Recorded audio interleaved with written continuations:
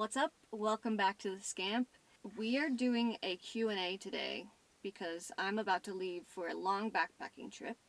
And I have a lot of fun things planned too. Potentially a well as well. Yeah. So we're going to be a little bit occupied, so we thought we'd film a Q&A. I'm going to have the chapters listed if you want to skip through questions and find questions you want to hear down in the description. Or grab a drink and chill and hang out with us for the extended Q&A. Normally I cut them down, but I think I'm going to leave this one pretty long. Cool. Yeah. So let's Shall get we? into it. We asked these questions on Instagram. Make sure to follow us both so you don't miss out on the next Q&A. First off, this is my question. I would like to ask you what you've been doing. You just got a brand new thing. I did. And what have you been doing with it? So you met Tyler in a couple videos ago when we were working with the rattlesnake, and he is an avid bow hunter. And I have recently, I've been practicing with a recurve bow for well over a year now, but I didn't get a compound bow because they're complicated, and in the scamp I didn't have anywhere to store it. But I am practicing with a compound bow so that I can hunt this season. And I am super stoked about that. That was really wild when you told me that you've never hunted before, but No. you're going to start with a compound bow instead of a rifle. Yeah. That's kind of a big decision. Yeah, it's not super intuitive, and out of the gate I thought a rifle would make more sense, but since I work for myself and I have all the time to go hunt, as long as the season's open, bow season is a lot longer than rifle season is. And in bow season, generally the elk are at higher elevation because it's not as late into the fall yet. And there are no guns in the forest, so the elk aren't being scared around.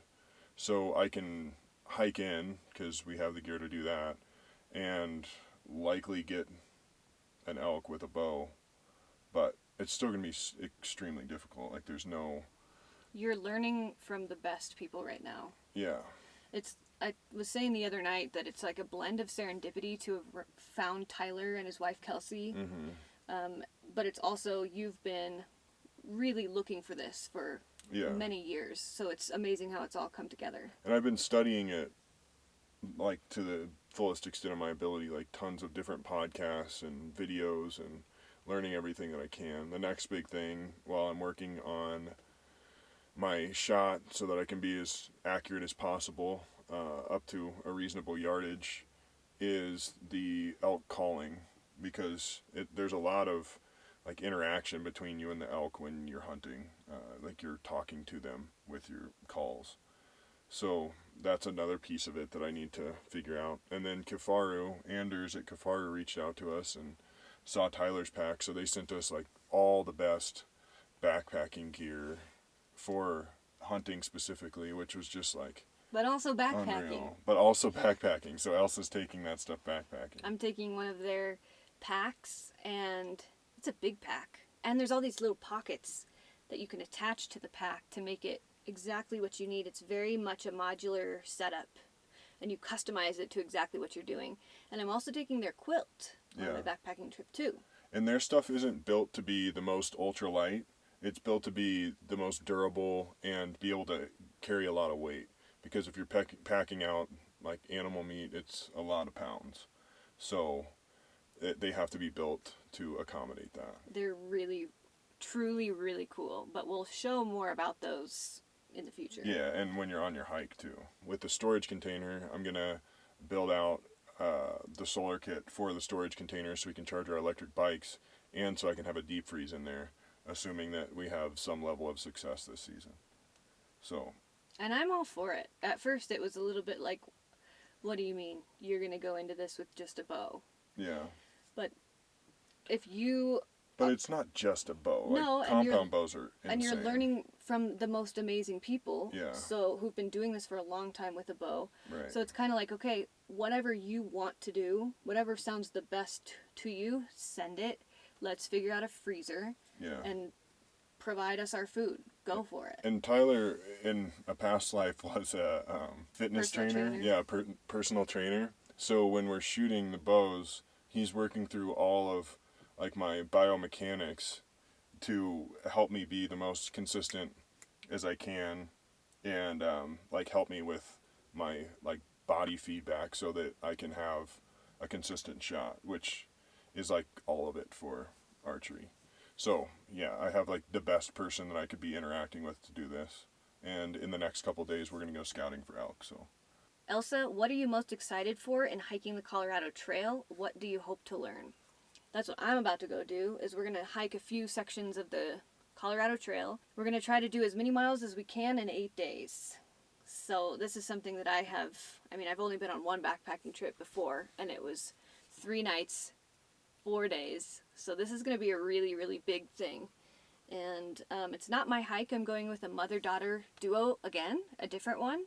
So that's so ironic. I know, strange. I know. And both times I've joined in on their planned hikes. So I am excited to get the hiking bug again so that we can then go out and do kind of our style, go to an alpine lake and camp, tent camp.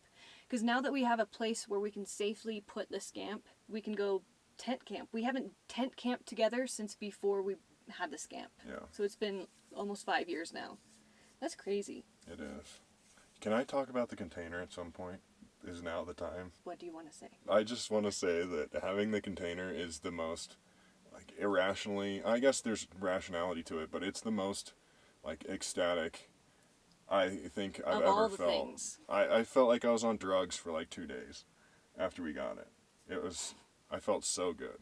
Because even, so the roof box was one little, like, reprieve, and then we got our outdoor storage, which was a little reprieve, but just having a place to organize all of our things and put my tools and have things to, like, change our oil and do things that are just useful that I couldn't otherwise do. And we've gotten so much outdoor gear that you've put in Right. there so nicely. Yeah, it's amazing. And then being able to wire it for solar and charge our bikes and everything will be so cool. And the safety of just having a safe place to put all of our stuff.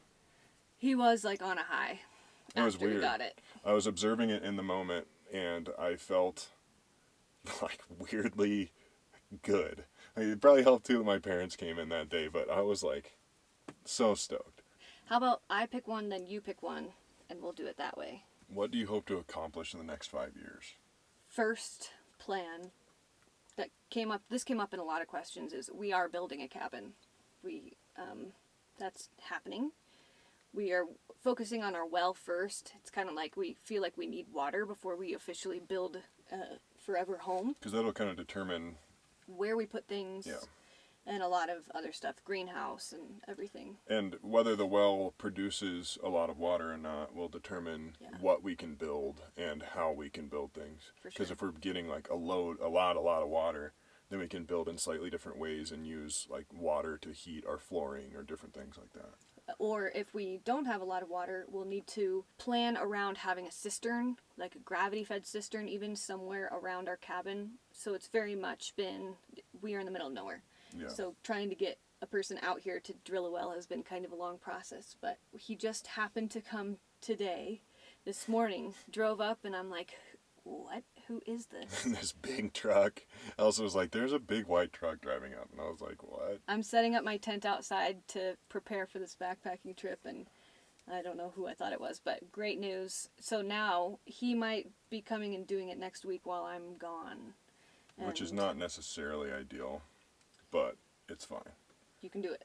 Well, thank you. Realistically, he's probably not going to come. It'll be a month Yeah. from now, because Yeah. he said he'd be here 2 Thursdays ago, Yeah. and now he's here. And I don't blame him because he's just super busy and Yeah. he's an He's older like the only dude guy. and he's trying to get everything done, but he's got a lot of work. Yeah. And because he's good at what he does, so we're not trying to rush any of it, but at the same time, all of our future plans are kind of contingent upon that, so it's a thing that we need to get done.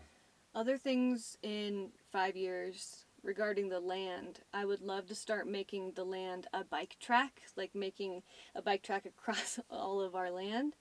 And I would also like to, once we have a cabin, start seeing about the possibilities of making a family. Mm-hmm. But until then, We've just got too much going on. Yeah, and it would be nice to have a roof before we're like, okay, let's have a child. And our bed is so small that even if, it's just a little too small in here. Yeah. But with the cabin, something that I've kind of come to is using all of the rock that we have around here for at least the foundation. And I would like to, so the plan is we'll scrape with a backhoe to bedrock because it won't be very deep. And then from there, we can use the rock that we have around here with a cement mixture to build our foundation. And it'll probably be some kind of piers that we'll be relying on structurally, so that we can we'll run rebar through the rock and through the cement into the bedrock to make our piers, so that there's a really strong point, a number of really strong points for the cabin to sit on. And then the rest of the rock work will be relatively aesthetic and just an insulation mechanism. But we would like to use rock as much as we can, even building up halfway up the first story, because we want to have a small 2-story cabin. Also, what we're looking at is post and beam construction. I think that's what it's called. Several big load-bearing posts, and then you have really heavy beams that connect those. So you build in sort of modules or segments. Mm-hmm. And then the siding isn't structural at that point, so we could do anything like straw bale or even any rock insulation. Work. Yeah. Lots of options. Yeah. And it's really sturdy. The structural integrity of it is super strong. And another cool part of it is if we'd go that way, then we could put up the posts and beams, and then we could build our roof kind of first. So then we have all of our workspace and a place to put tools and everything that's covered. Why don't we want to do a concrete foundation? Why don't we want to pour a foundation if we can manage not? I mean, we totally could. It's a viable option. If we use, a lot of it for me is just making use of what we have on the land. So if we can make use of the rock, I think we should do that. Even if it's going to, because the benefit that we have is we have all the time to do this. And most people are more rushed than we are, because we know we can live in the scamp, and it's all good.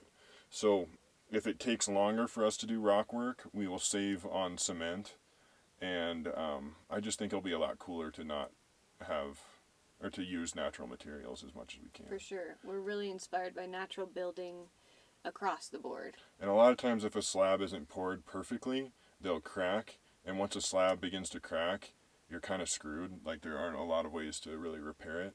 But in our case, it's so rocky and we're so close to bedrock, I believe, that if we did pour a slab on the bedrock, it would be pretty bomb-proof.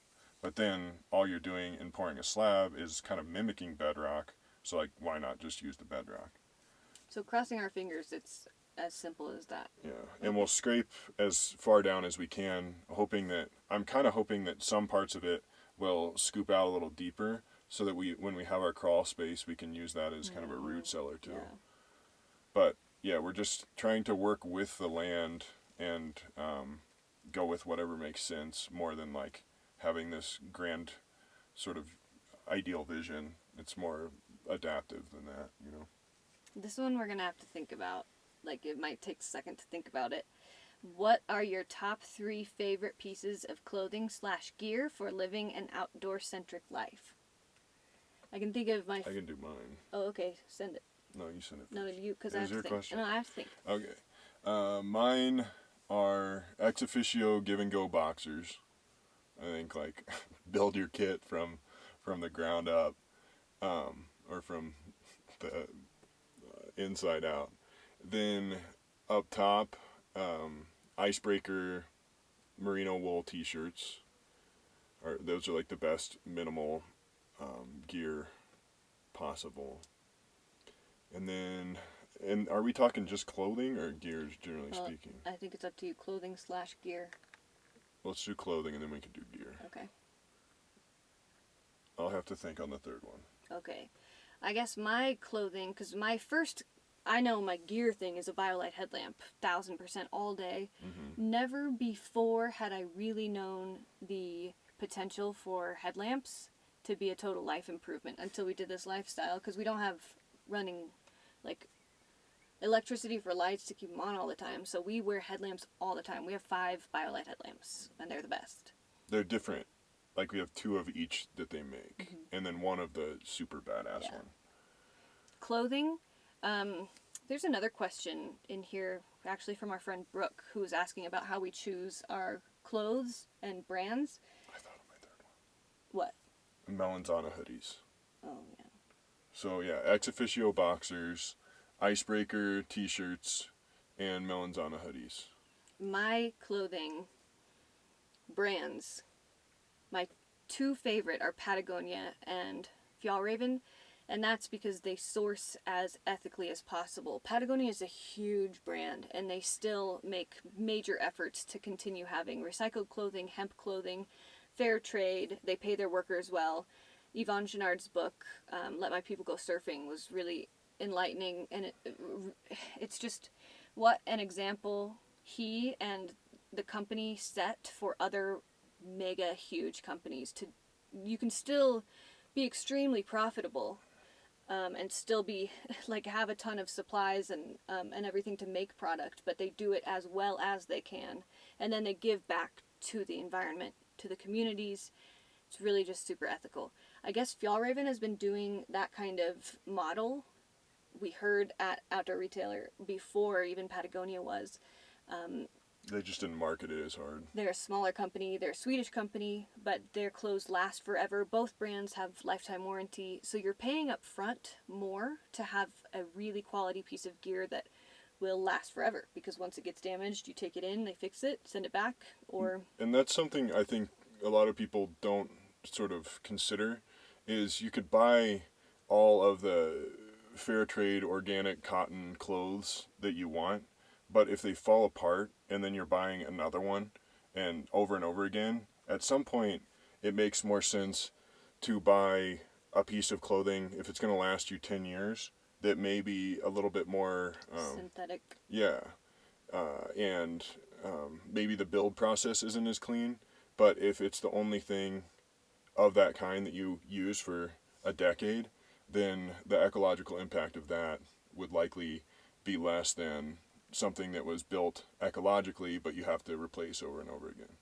So I think like longevity of gear almost matters to me more than how perfectly it was produced as far as ecological impact goes. But those 2 brands have a really great balance of both. Right, totally.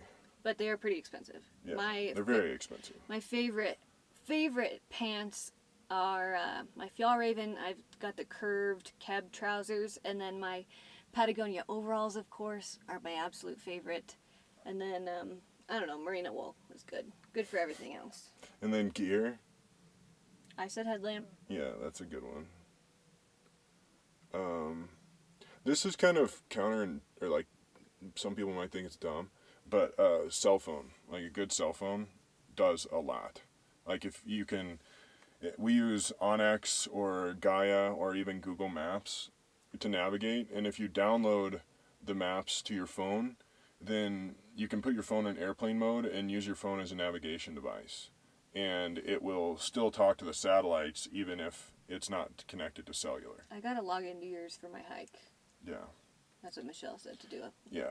And something that we just got to augment that is the Garmin InReach, primarily for Elsa's hike, but also for exploring the backcountry. And you can think of it kind of like a satellite antenna for your phone. So you bridge your phone to this, and then if you're in the backcountry and you don't have cell service, you can send text messages from your phone, and it'll use this as the antenna to communicate with the satellite. And it'll also, you can program it to send your location every, 35 to 30 minutes. So like while Elsa's hiking, it can send me her coordinates every 30 minutes or whatever, so that I have peace of mind, and it'll make it a lot easier for me to meet up with them too. Because we're going to do a resupply at 4 days. Yeah. So yeah, and the cameras on phones are excellent now. So that's a big thing too. And the plant identification and all that kind of stuff. There's so much all right here. Books, podcasts, music. Totally. It's a little tiny computer, and it had, like, you can even edit videos on here. Our most viewed scamp video during our blizzard in Oregon was filmed entirely on the iPhone. One iPhone, too. Just that. Yeah, which is just insane. It's crazy.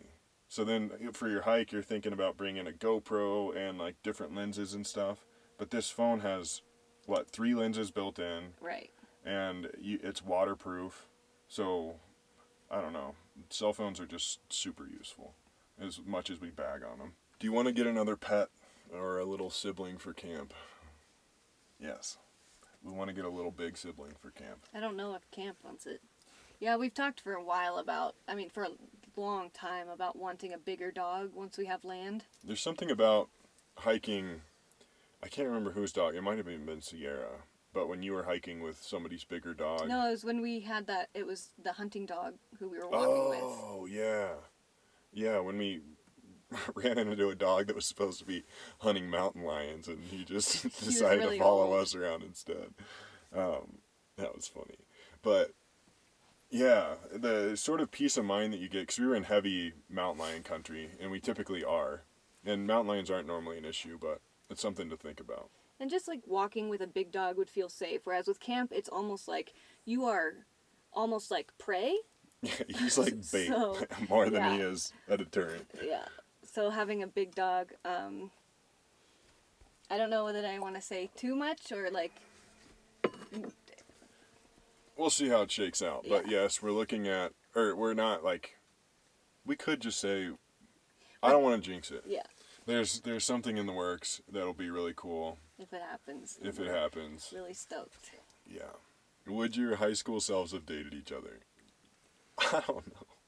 I wasn't really into scene music in high school, so probably not. I'm just kidding. I feel like I was kind of a bad gal. Tight. I wanted to be a bad gal. Really badly. So I feel like you wouldn't have had any patience for me. I was very much needing a lot of attention, and you were very much probably interested in football and gaming and didn't have time for girls. Paintball. I mean, yeah, I don't know. It's hard to say because I don't really know what you were. Well, like aside from you describing, and you don't do a great job of describing your best self in high school. No, well, my worst self was pretty. If you looked the way that you look now when I was in high school, I would have dated you. I was quite a bit shorter in high school for the majority of it. I hit a growth spurt like after I graduated high school, which wasn't entirely useful. So, yeah, that kind of sucked. So I was a little bit, wasn't a dick, but like... You're a spicy firecracker? I just didn't like bullies. And so I didn't ever pick on kids that were like picked on, but I didn't have much tolerance for people that were just like arrogant and always being... So that was... I would not pick a lot of fights, but I would say things to those types of people that were not entirely useful. So would we have dated each other? Or probably not. I mean, maybe. Probably. We ran in some of the same circles. Kind of, yeah. Do you go to your yearly doctor appointments, dentist, etc.? How did that work with travel? I would go like to the gynecologist when I felt like I needed to, or for yearly checkups. For a few years, I would just go to Planned Parenthood and pay cash. But we work to clean our teeth. We eat well so that we don't need a doctor. And I feel like the idea of yearly visits is kind of a societal construct.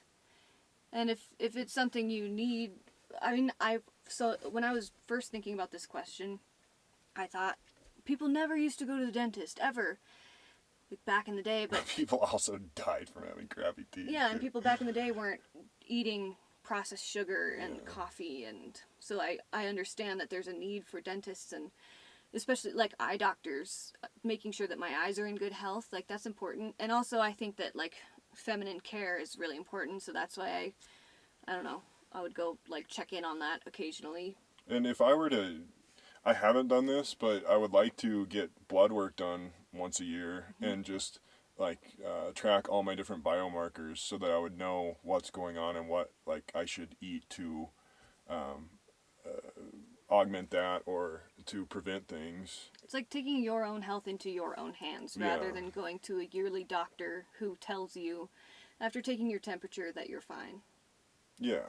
I think it's not quite as easy as that. I don't mean to Trivialize it. But. Yeah, and I don't mean to anybody who does do yearly doctor visits. That's kind of your own you. thing, but Yeah. we have not really missed it. And if I'm being totally honest, I don't have a lot of trust in our medical system, generally speaking. So unless it's like a traumatic injury, I don't feel like I have a whole lot of use for. Well, it's also helped that. because we've learned other alternative ways of healing that are very effective all Yeah. around us. Like when you broke your or fractured or hurt your ankle a couple winters ago, you got online. You didn't need to go. You probably could have had an X-ray and like figured that out. But Yeah. that's like an example where that could have been a good idea. Right. That's what I'm saying. Like traumatic injuries. Like that's one But instance where it might have made sense. you were able to go online, figure out exercises for yourself to do.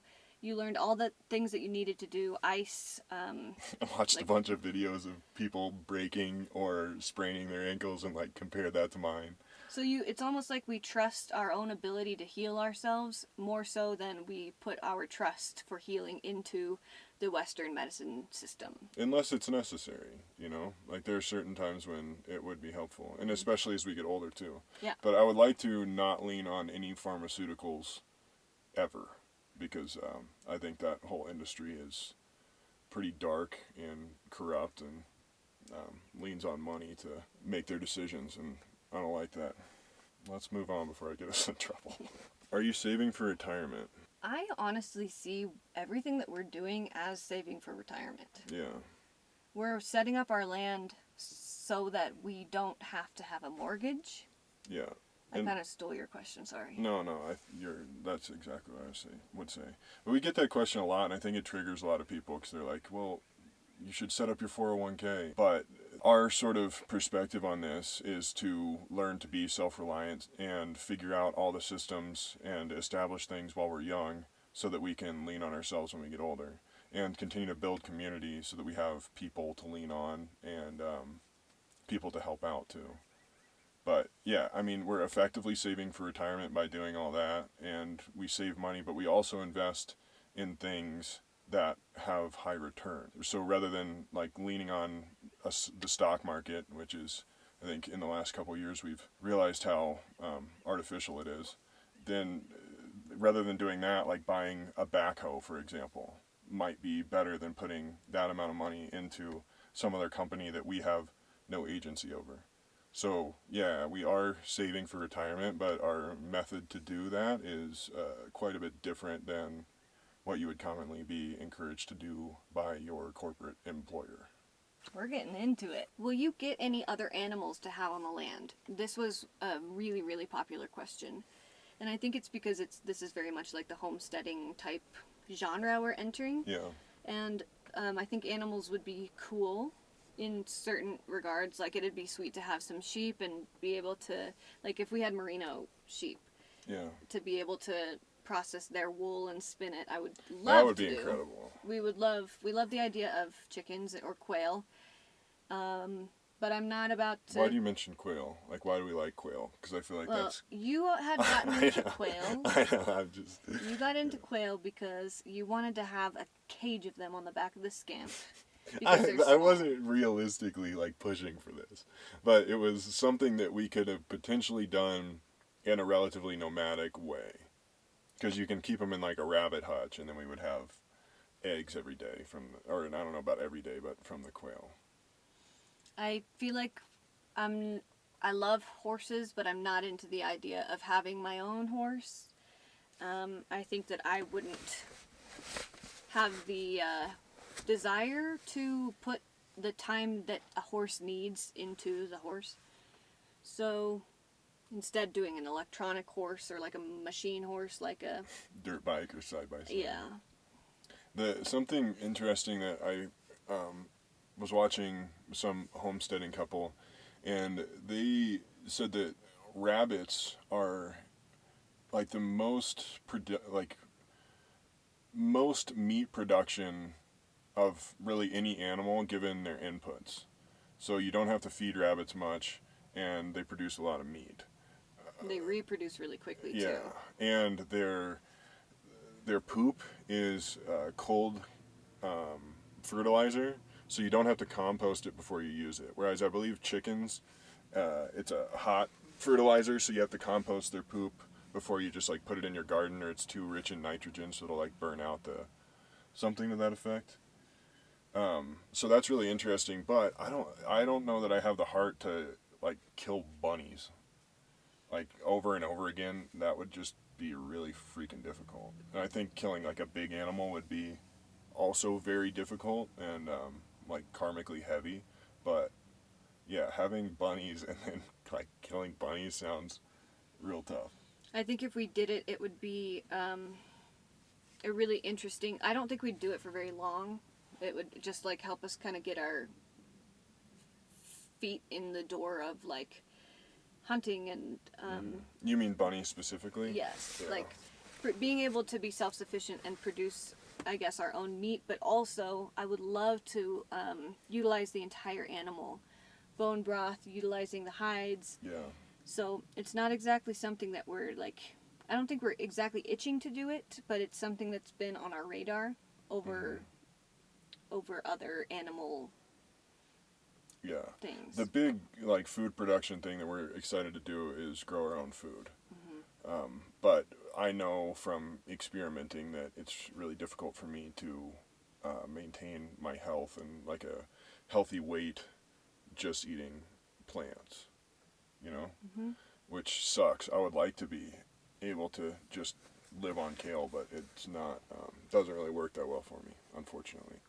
But the greenhouse and stuff we're kind of more excited about than animals. So, but I think chickens will augment that, and then you can use them as like a disposal effectively. Grazing animals too would be good for the soil Yeah. with their manure and all that. So thinking about goats potentially, all of that is kind of that would all be future stuff. Our Yeah. focus is plant life. We want to plant trees. We want to have all of our own like greenhouse, indoor garden, outdoor garden. Like those are our priorities. I've been reading Ben Falk's book, The Resilient Farm and Homestead, I believe it's called. But he talks a lot about perennial plants, like trees and berries and things of that nature, that you can establish, and they take a lot of work up front, but once they're going, then you can lean on them for years and years. And that sort of stuff is super interesting to me. That's why the pinyon pines that we have so many of are so cool, because we can have 2 harvests off of all of those trees near yearly. We have both the pollen, that's like a superfood, and then we have the pine nuts, which are delicious and expensive.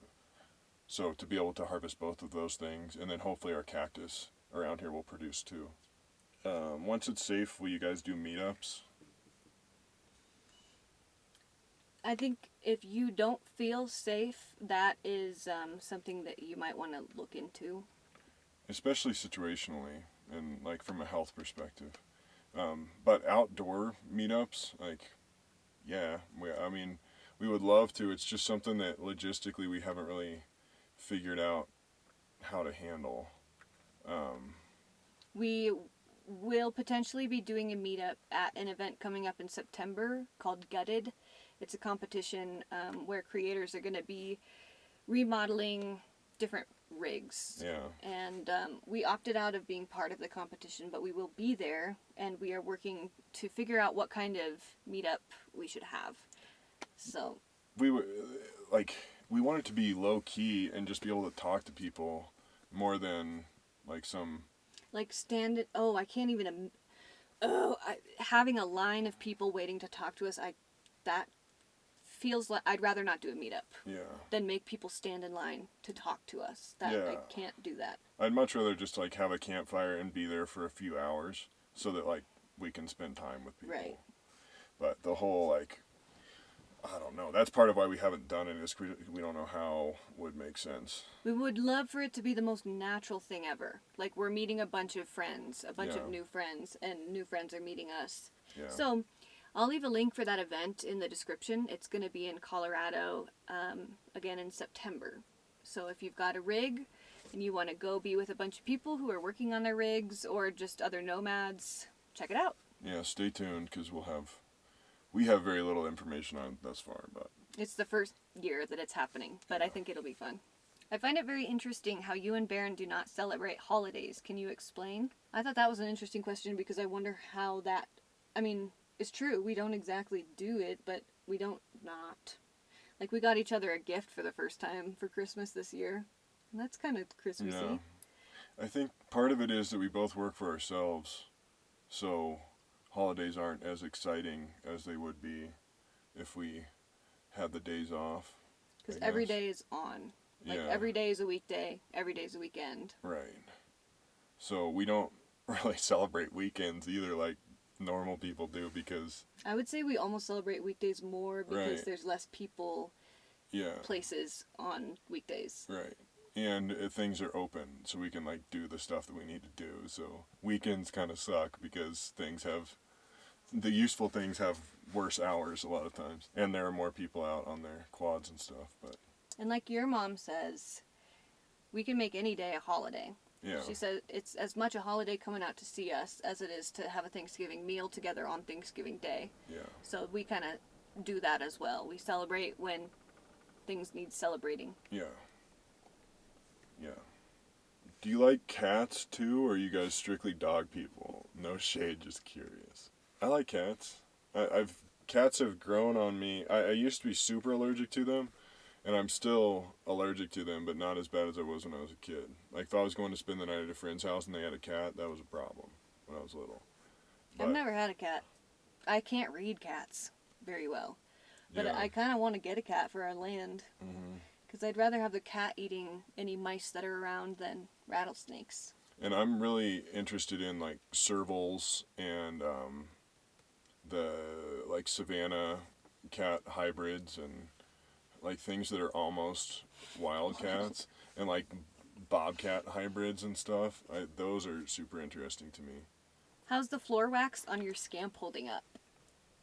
We were just saying this to each other. It's incredible. It's for old scamps that are all like matte and whited out.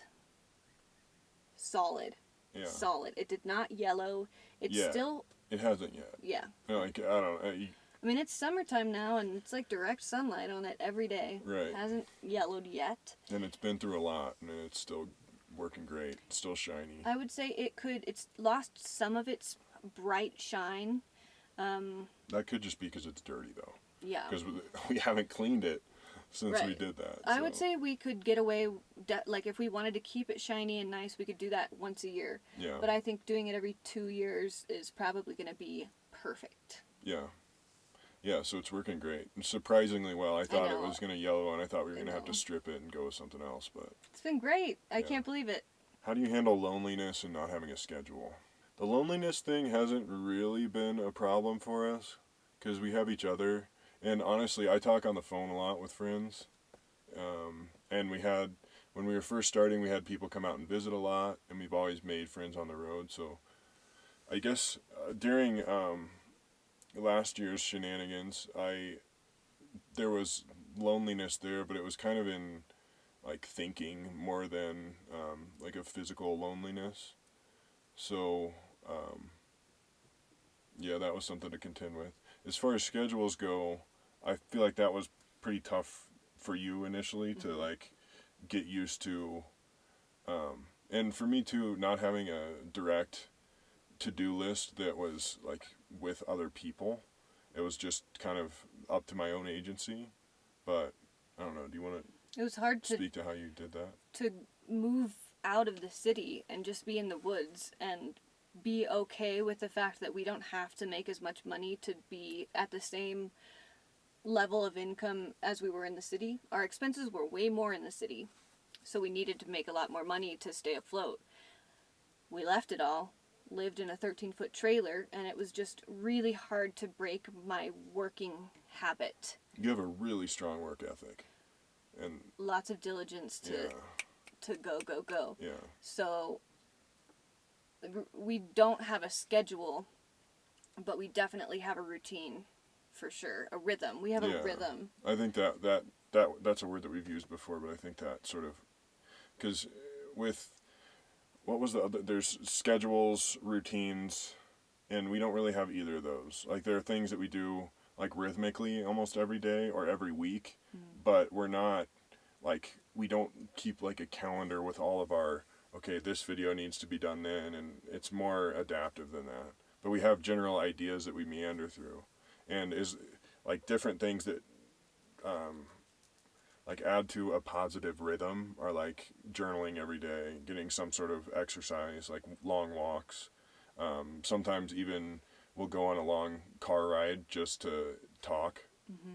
That's been huge for us. Yeah. Driving around like these mountain roads, dirt roads for years have been, and logging roads, like away from other cars. Yeah. That's, we have some really awesome creative ideation together when we're driving. And walking, because we walk several miles a day with camp, so then that gives us a good time to talk too. But yeah, what are some like parts of your rhythm that you've noticed to be meditation too, and cold exposure when that's possible? My mornings are very much my me time. That's, I drink my water, I make either cacao or coffee, and journal. That's like my morning routine, but it doesn't happen every day. So I guess that's still a routine, but just time for me, time for you, time together, and time outside is kind of like the daily must-haves. How to live more like you while still living in the city. It's hard for me to like think what we live like. You know what I mean? I would say we practiced for a while. Every year we got rid of more and more stuff before living like this. And also the, like having less stuff, but also buying less stuff. And like creating less of a footprint in terms of like food waste and food packaging waste, and get rid of your big trash can. Only have a tiny office trash can and make it fill up only once a week. That's something that we never did before. I think a big thing too is compost. Like have a compost bucket and bin, and then also starting a little garden. That's something that I wish I would have done long ago. And how we have it right now, even if you're renting, you could do it this way in just little buckets, and things like kale, just a few different Really varieties of kale and basil and mint and things like that, just so you can make your own salads and stuff. Because even if you don't love kale, being able to make something from food that you grow feels really good, and you could learn to love it really quickly. Is Barron romantic or Elsa? No. Well, I would say you are very much physical touch oriented. Like Yeah. you've always had that ability to show love through physical touch, like Yeah. holding hands, hugging, Yeah. kissing me on the cheek. I don't do that. And you've like taught me how to be better about it, but I think that's really romantic. Okay, tight. We don't do like typical romantic things, but We don't buy each other gifts. by definition, our life is pretty romantic, I guess. You bought me a vitamin though. Like you A vitamin? Yeah, it was like some sort of vitamin or like Oh, it was some powder. like woo-woo. Yeah, and it was so nice. It was like pine pollen or something That was back like in the day. the best, sweetest surprise ever. I love surprises. Yeah. So remember that. Okay. What is something you were anxious about in this lifestyle that ended up not being a big deal? Collectively, making the scamp livable. I just remember that phrase like over and over again. Like we can get by with a lot less than we think, and we don't like all you need is water and food and a roof of some kind, and then you can get things going. Like we didn't need nearly the amount of luxury that we thought we did out of the gate. And we didn't have money for luxury out of the gate Right. anyway.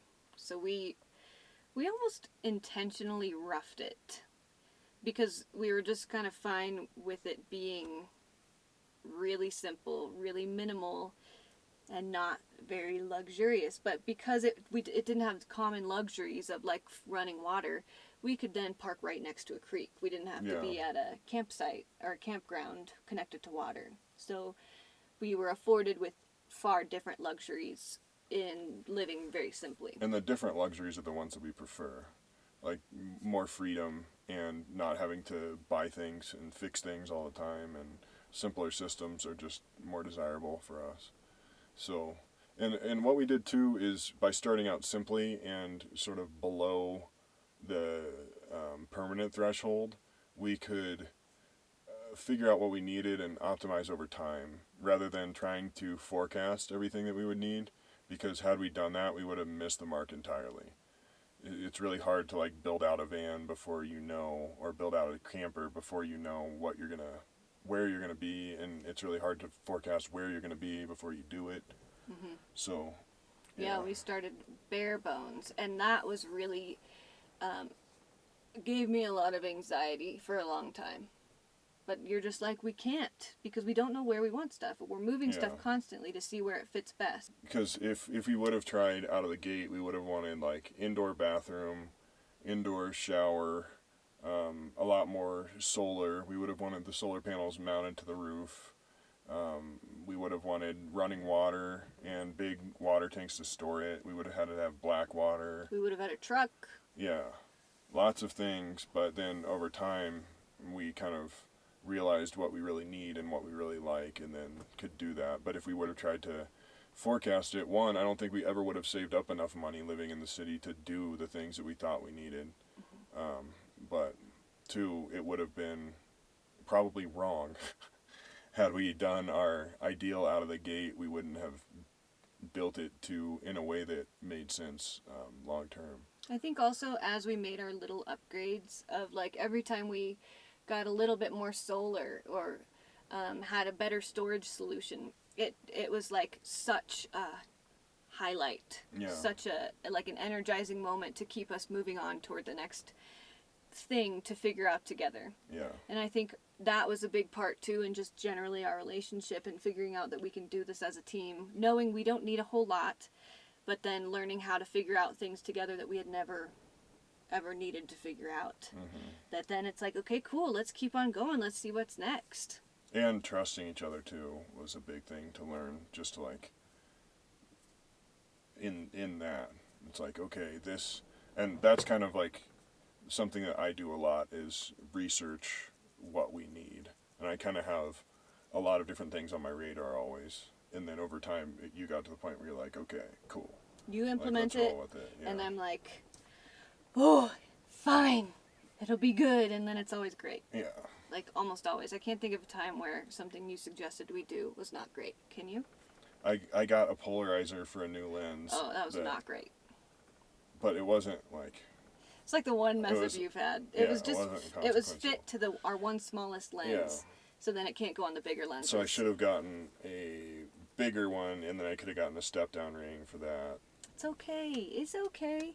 It's but okay. I also just should have gotten the good polarizers out of the gate, rather than, or ND filters, rather than trying to get, like, never mind. But yeah, I screwed that up. Okay, I think that's a lot of questions we answered. What are we working on? Like, I want to say a couple things so that I have other people thinking on it with me and sending me interesting things. So we are thinking a UTV, like a side-by-side, would be really useful and just super fun to explore and to be able to make videos with and move rock and kind of like get around our land a lot easier with, and like transport logs or whatever. It would just be super useful. So I'm looking at the Honda Pioneer 700-4. So it has a dump bed, like a utility bed, and it has fold-up seats in the back so that you can...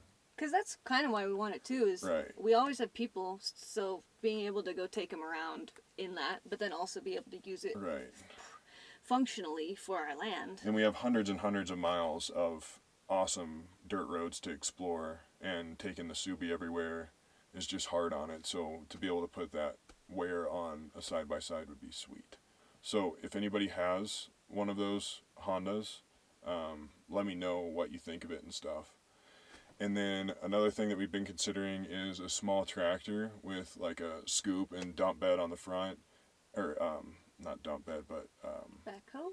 No, the backhoe's on the back. Oh. It's like just a big scoop on the front, kind of like what you'd have on a Bobcat, just to move rocks and dirt and everything. And then they have a little backhoe on the back.